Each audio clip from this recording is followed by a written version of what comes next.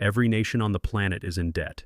The United States owes 38 trillion. Japan owes 9 trillion. Altogether, the world owes 315 trillion, 3 times larger than the global economy itself. But here's the part that should unsettle you. If everyone is in debt, then who is the creditor? The real answer isn't obvious. Because when you trace the chain of lenders, when you identify who truly holds the world's IOUs, you find something unsettling. The world doesn't owe its debt to a single entity. It owes it to itself. But that didn't happen by accident. 4 men, 4 bankers across 3 centuries, engineered it intentionally. They created a structure where debt is never meant to be paid off, where governments borrow eternally, where interest always flows upward, and where the architects of the system profit from every installment, every panic, every rescue. This isn't theory. It's recorded history. The meetings happened. The contracts are real. The mechanics are all in public documents. And once you understand how the system was built, you'll see why 38 trillion isn't a crisis waiting for a solution. It's the system operating exactly as intended. Here are the 4 architects, the 4 turning points when the debt trap was constructed, and why every government on the planet is now locked inside it with no exit. Before 1694, monarchs borrowed the old-fashioned way. They approached nobles or merchants, promised repayment with interest, and if they couldn't pay, they defaulted. Creditors took the loss. The king borrowed from someone else, risky for lenders, embarrassing for rulers, but contained. Debt was temporary. It cleared one way or another. William Paterson changed that. A Scottish trader and financial opportunist who had failed repeatedly, he stumbled on an idea in 1691 that would reshape the modern world. England was at war with France. King William III was desperate for money. The treasury was empty. Taxes couldn't cover the cost of the war, and traditional lenders refused to extend more credit because England had defaulted in the past. Paterson came to the king with a proposal. He would gather a circle of wealthy merchants to lend the crown £1.2 million, roughly 300 million today, a massive amount. But here was the breakthrough. The loan would never be repaid. The government would pay interest indefinitely, 8% a year. To manage the arrangement, Paterson recommended forming a new institution, the Bank of England. The mechanics were radical. The merchant lenders would deposit their gold into the Bank of England. The bank would lend that gold to the government would pay annual interest using tax revenue, and the bank would pass that interest back to the merchants. But here's the crucial innovation. The principal was never returned. It was permanent debt. Why agree to that? Because Parliament guaranteed the interest. The payments were backed by the full power of taxation. As long as England could tax its citizens, the interest would never stop flowing, and the banknotes the lenders received for their gold could be traded. They functioned as money, better than money, because they paid interest. Parliament approved Paterson's proposal in 1694. The Bank of England was created. The merchants handed over their gold. The government got its war financing. And for the first time in history, national debt became permanent. Not a problem to eliminate, but a built-in feature. Here's the part no one ever explains about why this was brilliant for the lenders. The Crown paid 8% interest on £1.2 million, $96,000 a year, forever. The merchants had effectively purchased an endless annuity from the government. As long as England existed, as long as it could tax its citizens, the interest never stopped. And if a merchant wanted his gold back, he didn't need the government to repay anything. He could simply sell the banknotes to someone else. The debt was transferable, but never redeemable. But Paterson's real breakthrough came next. The Bank of England was granted the power to issue banknotes backed by government debt. They could print paper money equal to the value of the loan. Debt turned into money. The government's IOU became currency, and the more the government borrowed, the more currency the bank could issue. This was the blueprint. Government borrows, never repays the principal, pays interest without end, and the debt itself circulates as money. It's a masterpiece if you're a banker.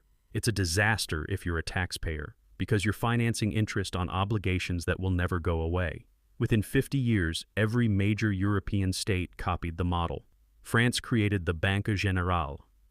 The Netherlands, already advanced in finance, formalized state debt markets. And by 1790, the new United States adopted the same structure. Alexander Hamilton, the same one we discussed earlier, explicitly designed America's system after the Bank of England. Perpetual debt, interest funded by taxes, bonds traded like currency. Patterson died in 1719 without great wealth, despite inventing the Bank of England. But the structure he built is still here. 331 years later, the Bank of England still stands. Britain's national debt has never been retired, only refinanced, rolled over, expanded. The trap was set in 1694, and every government since has stepped into it willingly. By the early 1800s, European governments relied heavily on debt, for wars, for infrastructure, for basic operations. But the system was chaotic. Every loan was negotiated separately. Interest rates jumped unpredictably. Only the richest merchants could participate. Nathan Rothschild changed that. He industrialized government debt. The Rothschilds began as money changers in Frankfurt. By 1800, the five brothers had established banks in 5 major European capitals: London, Paris, Frankfurt, Vienna, Naples. Nothing like it existed. They could move capital across borders faster than any rival. And they used this reach to dominate sovereign lending. Nathan Rothschild in London was the strategist. During the Napoleonic Wars, he organized loans for Britain, but his real innovation was structural. Instead of lending directly to the government, he bought government bonds at a discount and sold them to investors at a markup. He built a secondary market. Government needed cash. Rothschild delivered it instantly. Then he unloaded the bonds onto pension funds, insurers, and wealthy buyers. The state got its money quickly. Rothschild kept the profit margin, and investors received a liquid, tradable asset. But here's where the story turns darker. Rothschild didn't just finance nations. He put himself in a position where nations had no alternative. In 1815 at Waterloo, Nathan Rothschild learned of Napoleon's defeat before anyone else in London.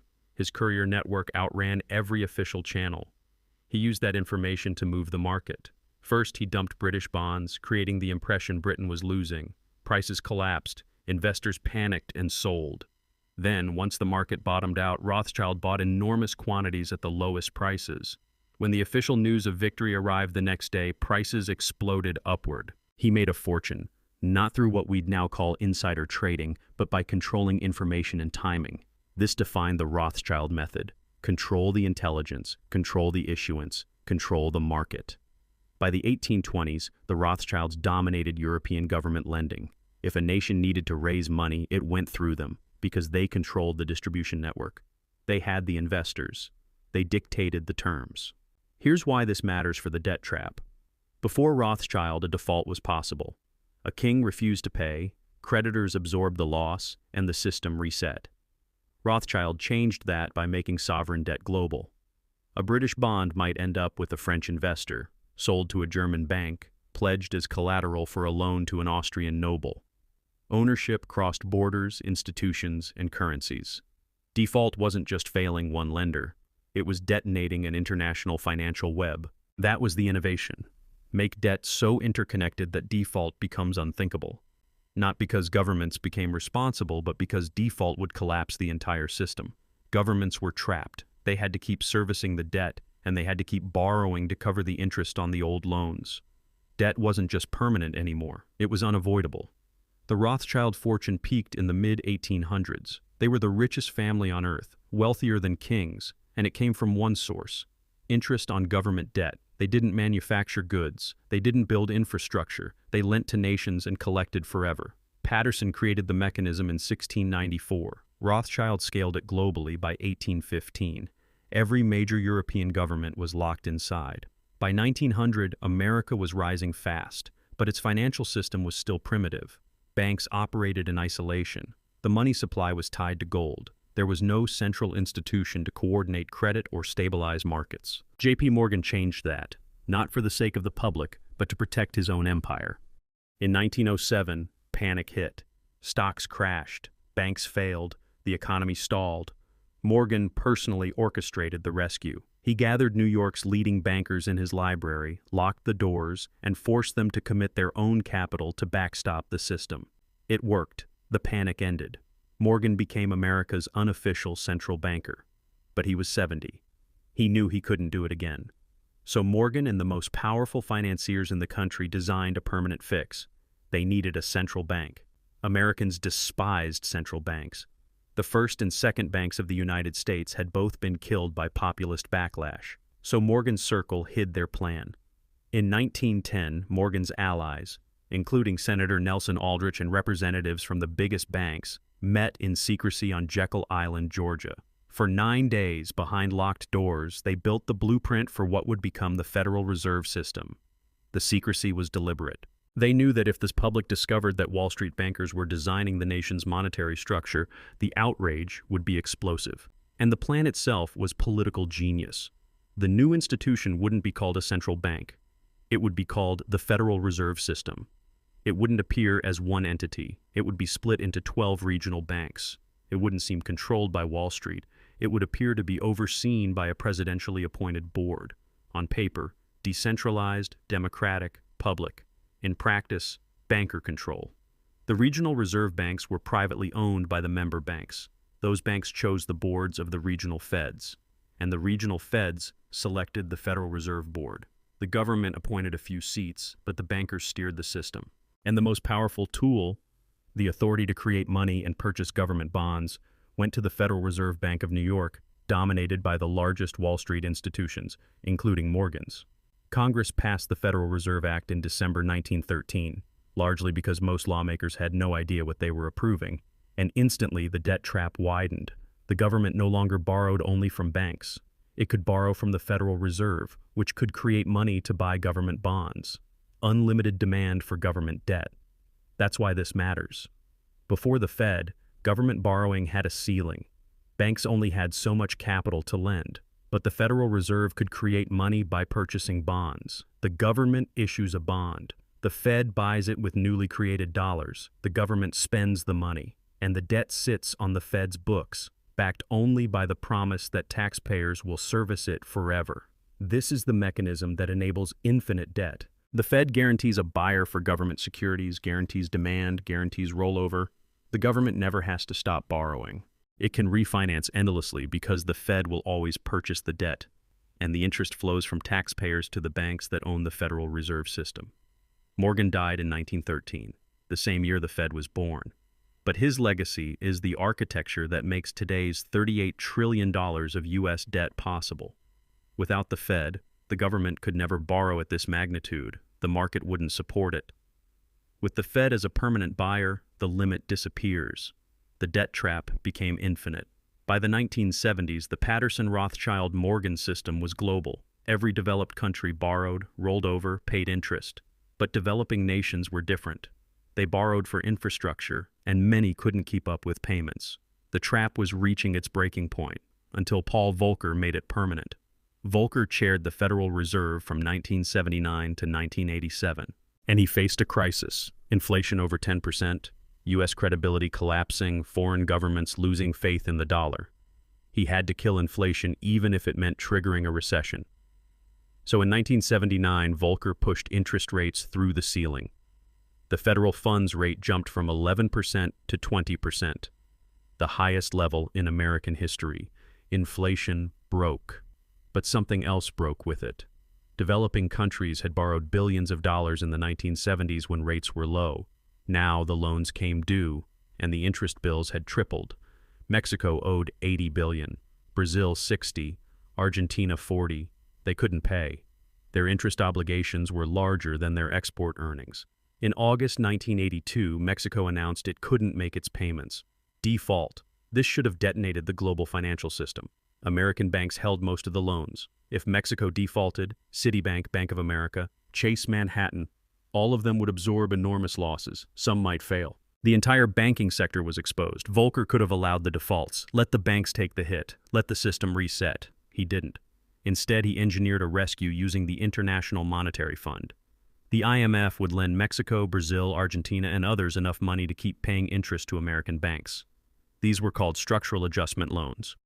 And they came with conditions. The conditions were severe.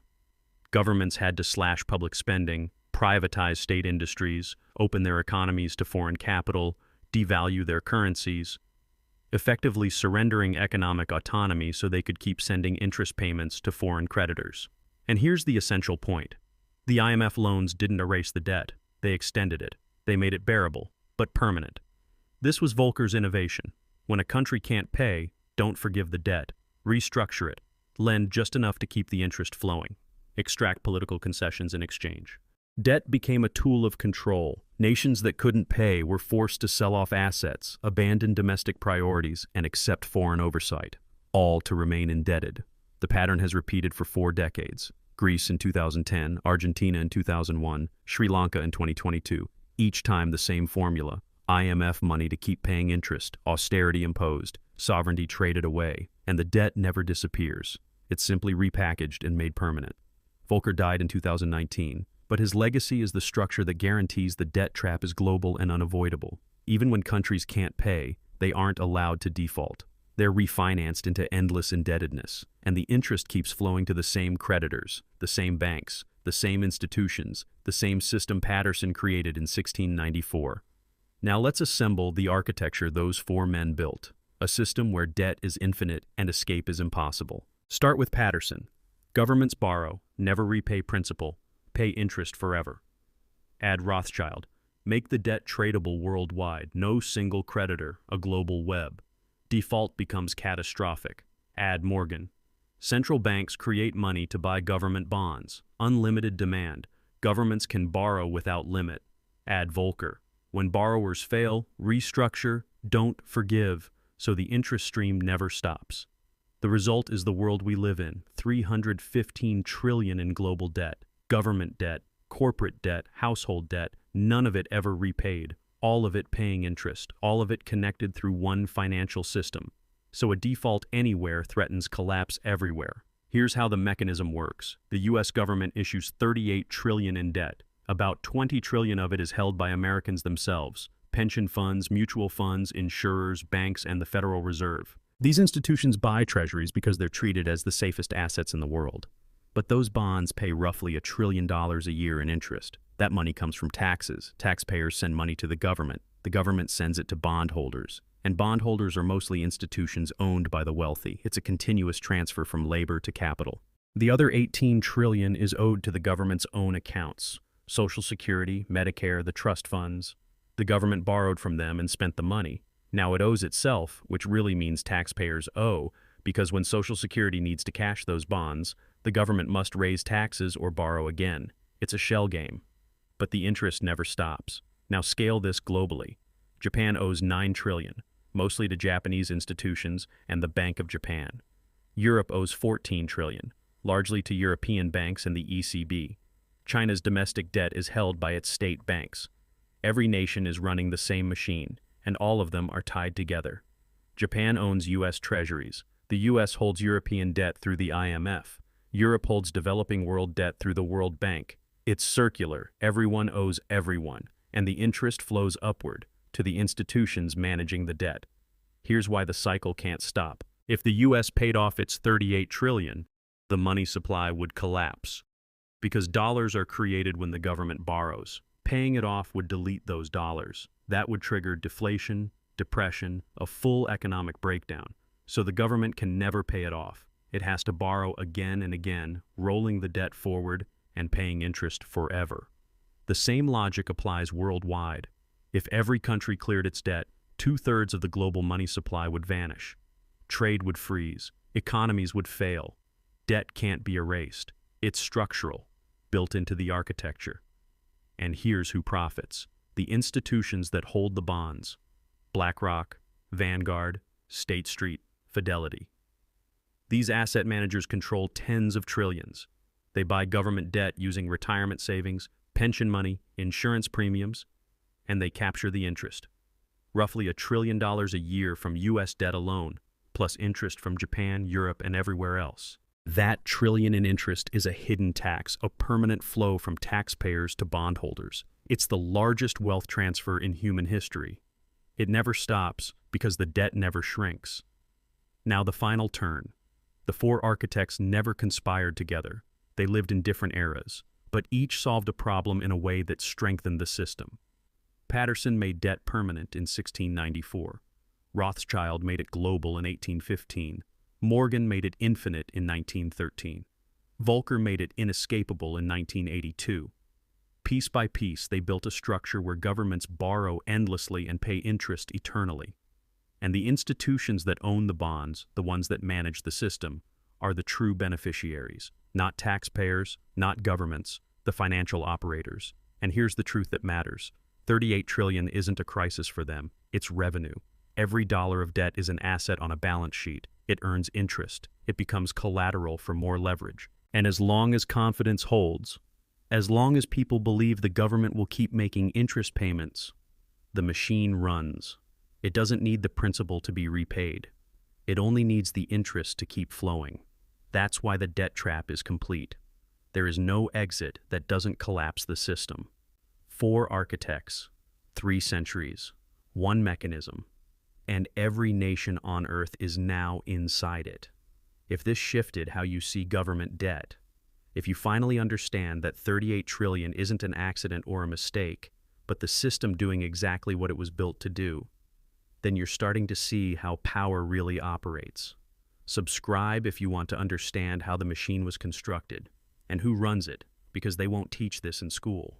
They'll tell you debt is a problem to fix, but the architects knew better. Debt isn't the problem. Debt is the foundation, and interest is the rent we pay to live inside their system.